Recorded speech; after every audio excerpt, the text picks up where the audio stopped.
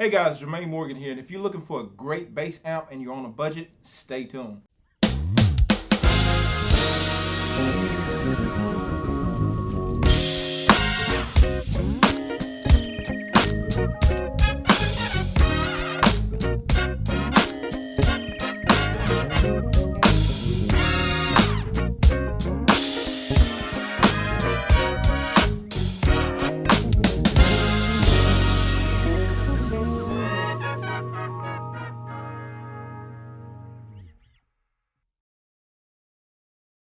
Alright guys, so welcome back. So I wanted to give you this particular video today and tell you about this amp that I've been using here for the last week or so.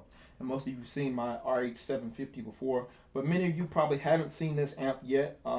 It's called the BQ500, TC Electronic BQ500. Now I'm going to be honest with you, when I first saw the price on it, I was a little skeptical. I did my research and everything, but I still was like, we'll see. And so my folks over at TC sent me one to check out, and I was actually impressed when I plugged it up and heard it with my stuff and just plugged directly into the amp, and I was like really blown away at the power this thing packs in this little bitty lightweight amp. I mean, you can literally lift it up with your pinky finger if you wanted to and just take it on the gig with you and be just fine with having enough power.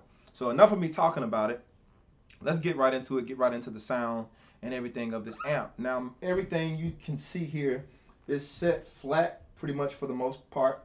I'll turn off this thrust, and we'll get into that a little later, but I'll turn that off. But everything as far as EQ wise is pretty much set flat, and that means set up at 12 o'clock. And this is my bass.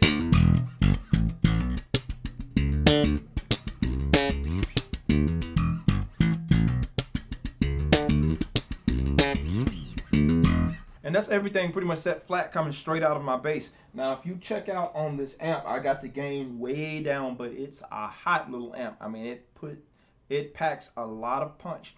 And I'm running direct out from the amplifier, so I do a lot of recording. So if you're a type of person that you need like a bass pre, this would be nice for a bass pre as well for your studio if you wanted that just warm, something to warm your bass up and to send it through instead of running direct in. This is a great tool to have. This is exactly what I'm using, running directly into the board right now with this amp. And so, all right, so here we have the bass. My bass is sitting at 12 o'clock, but I noticed once I started boosting it, and I'm pushing 212s here as far as my TC Electronic K212, and it was pushing the mess out of these 212s, and I'm not even like really pushing it, not really driving it, but it was like really pushing a lot of power from these 212s. So I'll boost up the bass a little bit. First I'll play it again where you can hear it clean.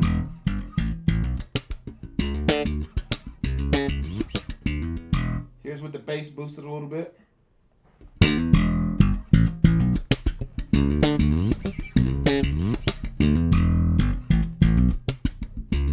Already you can hear the beefiness that's been added with that, and I'm going to boost it a little bit more. I'm kind of going over the top just so you guys can hear it.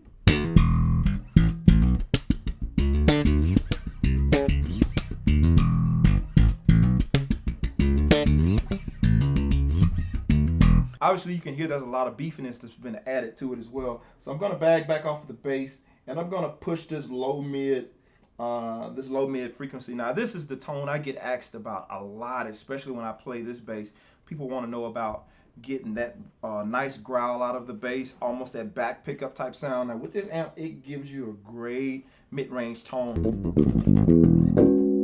Notice I didn't change any of the EQ settings on my bass just to prove it. We'll go back to being flat. Same thing, boosting the low mids. Now you see the difference in that tone now. Now that's really for the people who like a lot of mid-range. Now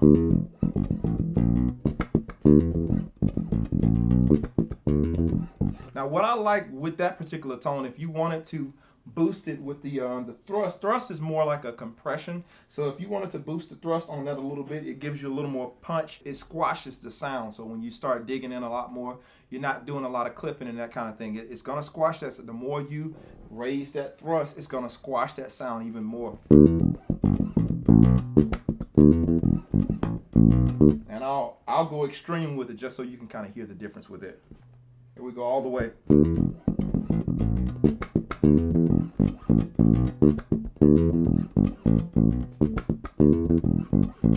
And this is all the way off, same groove.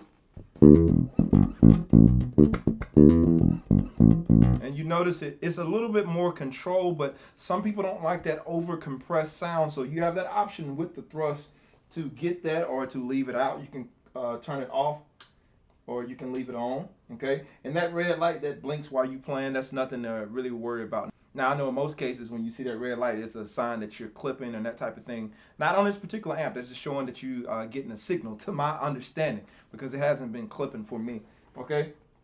So we'll pull those low mids down. We'll pull up the high mids so you can kind of hear the difference with those.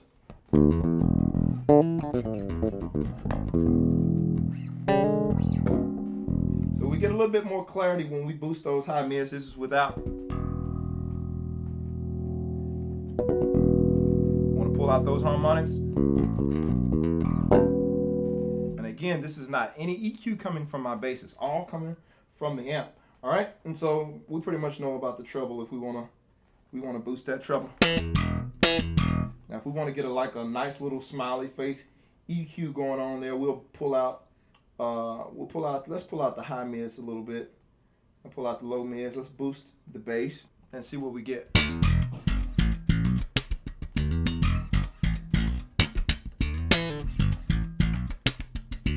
And you can play with it and see what you like and just, go back and forth with. And if you want to boost the bass even more, just bring up the low mids a little bit more.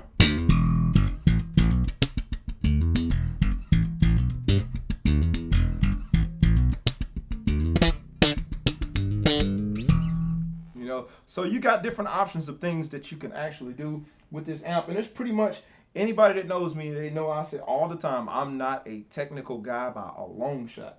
So I'm the type of guy that likes to just plug up and play. And I like the fact of the simplicity of this amplifier, especially if you're a beginner or intermediate player. You don't have to worry about all the super technical stuff, trying to understand. It's pretty much plug up, look at the dials, adjust what you want to adjust, and get straight to the point. You're not confused about a lot of different buttons and that type of thing. It gets you straight to the point, gets you exactly what you need. So I like it. Overall, I give it 2 thumbs up, and I would definitely recommend it for you guys that's on a budget. As a matter of fact, if you're interested in purchasing this, I'm going to put the link below in the description, and so you can purchase it just for under $300 if you're on a budget and you're looking for a great head to push and to give you a great sound, especially if you want to take it on in live situations that you're going to be running through the house. It will make a great monitor situation, or if you're in a small setting where you probably have 250 to 300 people, it would probably be great for that type of situation. Now, if you got anything that you're going to be doing that's bigger than that, of course you're probably going to need a little bit of help from the PA and that type of thing, or running through the house sound and that type of thing. I personally highly would recommend it to any of you players who are on a budget, who are looking for a great amp, and even you are professional players who are looking for a great backup amp or a main amp.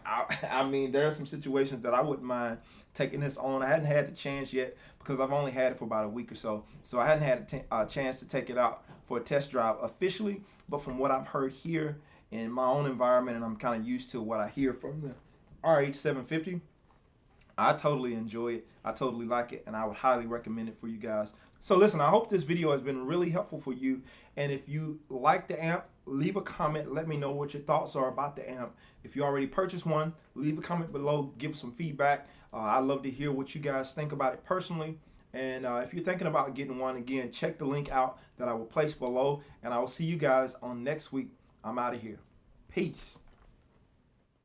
Hey, thanks for watching today's video, and listen, if you enjoyed the content, click the subscribe button, and don't forget to turn on my notifications so you can be notified each week once I post a new video. I really appreciate you guys being here, and check it out. If you want more content like this, and if you want to get even more in depth on the bass lessons, remember to head over to JermaineMorgan.net. There I have many more bass lessons. I talk a little bit more in depth on some of these subjects that we've covered here on YouTube, and I'll also have music. Most of you don't know, but I am an artist as well, so I do have music available there if you want to hear me really play. I have music there, so check it out, and I will see you guys on next week. Thank you. I'm out of here.